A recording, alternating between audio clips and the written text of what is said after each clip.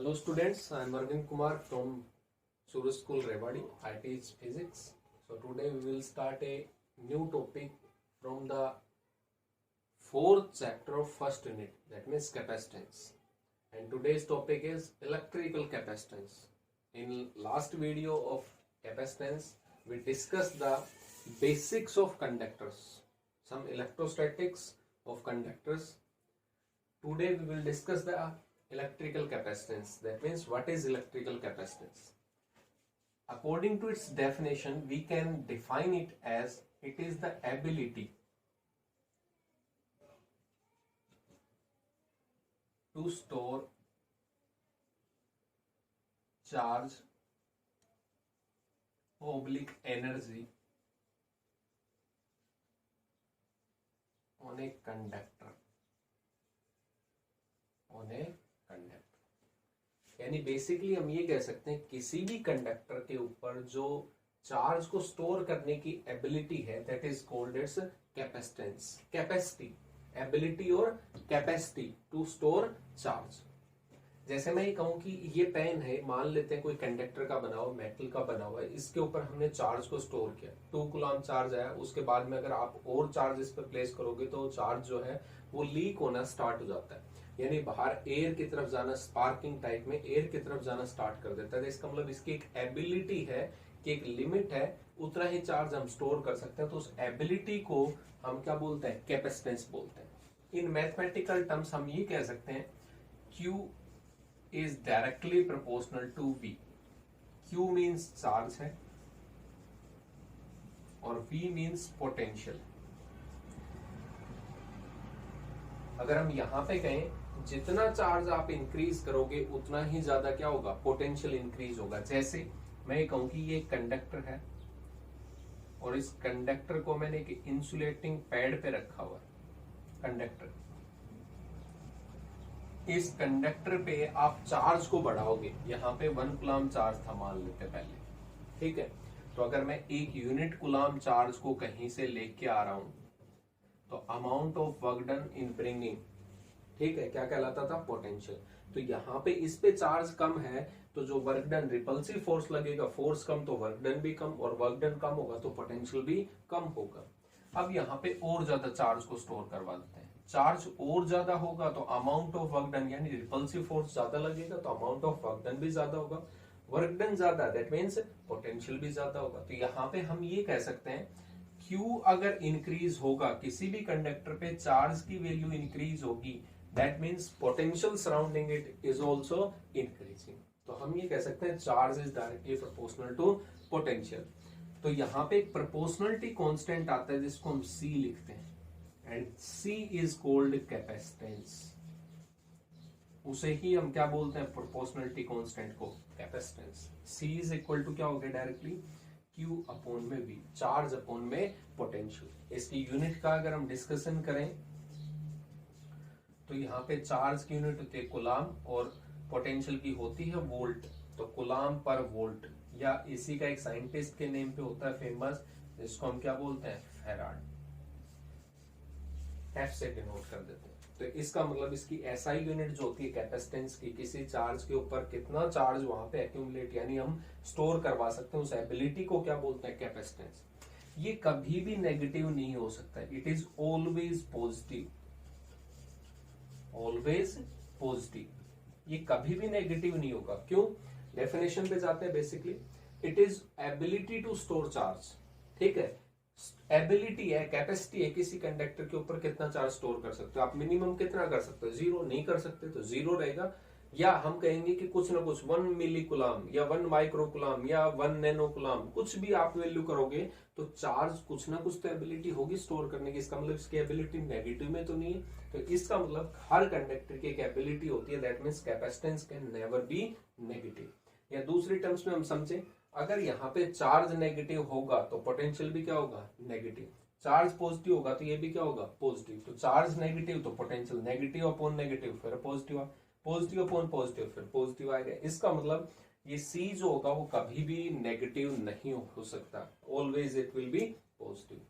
Next, अगर हम ये कहें कि कैपेसिटेंस जो है वो चार्ज पे और पोटेंशियल पे डिपेंड करता है, तो आप बिल्कुल 100% गलत हैं उस चीज में, क्योंकि चार्ज जितना रेशियो में इंक्रीज होगा उतने ही रेशियो में क्या होगा, पोटेंशियल भी इंक्रीज होगा।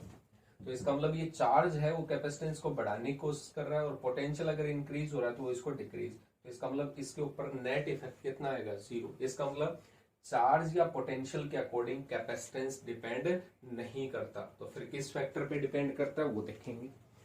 तो capacitance depends on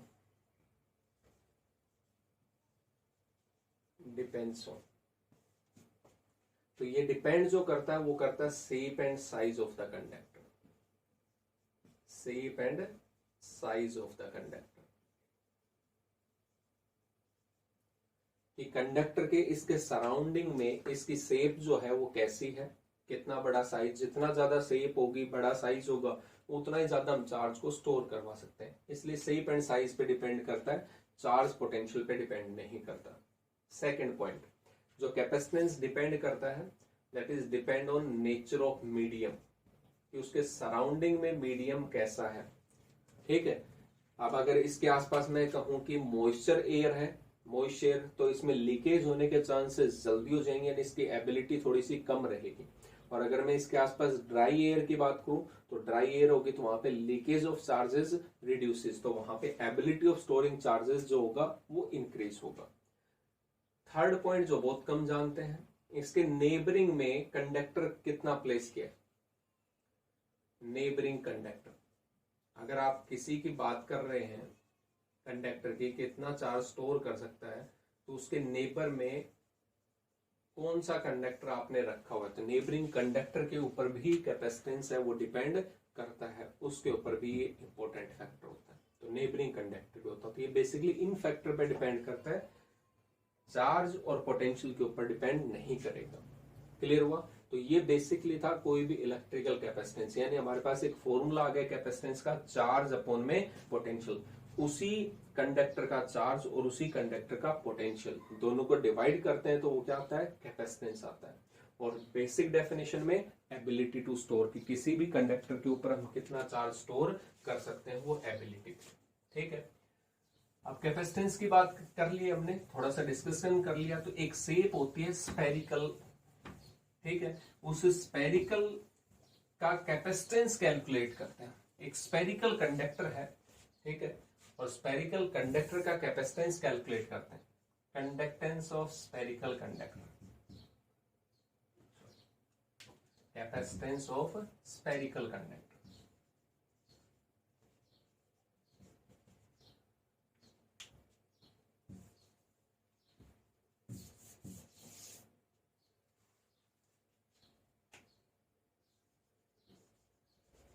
capacitance of spherical conductor.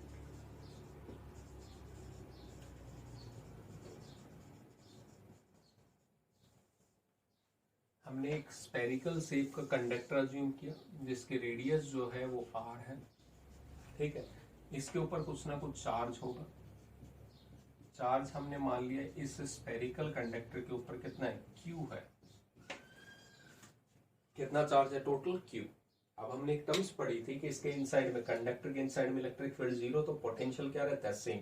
अब पोटेंशियल की वैल्यू उतनी ही रहेगी जितना इसकी सरफेस पे, तो पोटेंशियल जो होगा इसके ऊपर वो देखें तो कितना आएगा, potential at surface,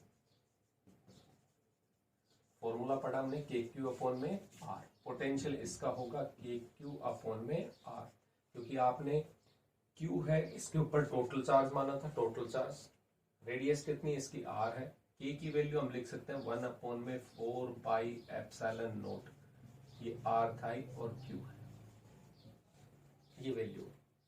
according to definition we know, capacitance का फॉर्मूला भी पढ़ा था हमने, व्हाट इज कैपेसिटेंस, एबिलिटी का। अब वो तो एबिलिटी था, कुछ ना कुछ तो चार्ज इस पे भी स्टोर कर सकते हैं, तो इसका मतलब इसका भी कैपेसिटेंस होगा। तो उसकी वैल्यू को मैथमेटिकल कैलकुलेट करते हैं, capacitance is equal to charge upon में पोटेंशियल। तो पोटेंशियल की वैल्यू पुट कर देते हैं, चार्ज तो इस कंडक्टर के ऊपर कितना था, क्यू ही था, पोटेंशियल कितना है इसका, कैलकुलेट कर लिया, Q अपॉन में 4 पाई एप्सिलॉन नॉट इनटू में R। ये डिनोमिनेटर के डिनोमिनेटर में है, तो इसका मतलब वापस चेंज हो जाएगा, Q से Q कैंसिल आउट कर सकते हैं, तो capacitance is equal to 4 pi epsilon naught into में R। किसी भी स्फेरिकल कंडक्टर का कैपेसिटेंस कैलकुलेट करते हैं तो 4 पाई एप्सिलॉन नॉट, अगर उस पर मीडियम है राइट साइड में तो 4 पाई एप्सिलॉन लिखेंगे। बट हम यहाँ पे ये कह सकते हैं C is directly proportional to R होगा, यानी जितनी ज्यादा रेडियस होगी उतना ही ज्यादा क्या होगा, capacitance, ability to store charge होगा। अगर मैं ये कहूँ कि ये कंडक्टर है तो यहाँ पे अगर मैंने 1 कूलम चार्ज रखा, स्प्रेड हो जाएगा, 1 कूलम और लेके आए तो इसका मतलब पहले वाला रिपल्सिव फोर्स अप्लाई करेगा, फिर भी हमने फोर्सफुली कर दिया। अगर नेक्स्ट में 1 कूलम लेके आऊंगा तो और ज्यादा रिपल्सिव फोर्स होगा। तो इसकी लिमिट है, साइज कम था तो कम चार्ज होते ही ये क्या करेगा, रिपल्सिव फोर्स ज्यादा अप्लाई करेगा। अब मैं इसको और ज्यादा बड़ा बना देता हूं, तो अगर इसका साइज ज्यादा है तो जैसे ही हम इस पे चार्ज लेके आएंगे तो वो डिस्ट्रीब्यूट हो जाएगा, तो रिपल्सिव फोर्स थोड़ा कम लगेगा। और बड़ा साइज होता तो इसका मतलब और ज्यादा चार्ज स्टोर कर सकते हैं। तो that means capacitance is directly proportional to radius of the spherical conductor, and radius depend consider that it define the shape and size. That means अगर साइज बड़ा होगा तो कैपेसिटेंस की वैल्यू भी क्या होगी, ज्यादा ही होगी। अगर मैं इसको अर्थ मान लूं कि अर्थ जो है, फॉर अर्थ भी एक कंडक्टर मान के चलते हैं, ठीक है। अर्थ की भी रेडियस है और रेडियस हमने पढ़ी हुई है, कितनी थी, 6400 किलोमीटर, 6.4 इंटू 10⁶ मीटर मैंने लिखा है इसको। Radius of earth 11th class में हमने स्टडी किया है। यहाँ पे वैल्यू पुट कर देते हैं तो C इक्वल टू कितना होगा, 4 पाई एप्सिलॉन नॉट और इनटू में R। ये ध्यान रखना, ये 4 पाई एप्सिलॉन नॉट है, ज्यादातर गलती करते हैं। 1/4 पाई एप्सिलॉन नॉट की वैल्यू होती है K और उसकी वैल्यू होती है 9 इंटू 10⁹ इसका मतलब ये रेसिप्रोकल होगा। तो यहाँ पे मैं इसको ऐसे लिख सकता हूँ 1/9 इंटू 10⁹ और यहाँ पे 6.4 इंटू 10⁶ मीटर। तो जब मैं इसको सोल्व करता हूं तो मेरे पास वैल्यू आती है 711 माइक्रोफैरड। यानी एक अर्थ की रेडियस के जितनी बड़ी शेप का हम कंडक्टर ले लें तो उसकी कैपेसिटी जो होगी चार्ज को स्टोर करने की, वो सिंपल कितनी है, 711 माइक्रोफैरड। Micro means 10⁻⁻⁶। इतनी छोटी वैल्यू होती है हम चार्ज को स्टोर करने की, इसलिए कहते हैं कि साइज ज्यादा था, ठीक है, फिर भी हम बहुत स्मॉल चार्ज को स्टोर करवा पा रहे हैं इस पे।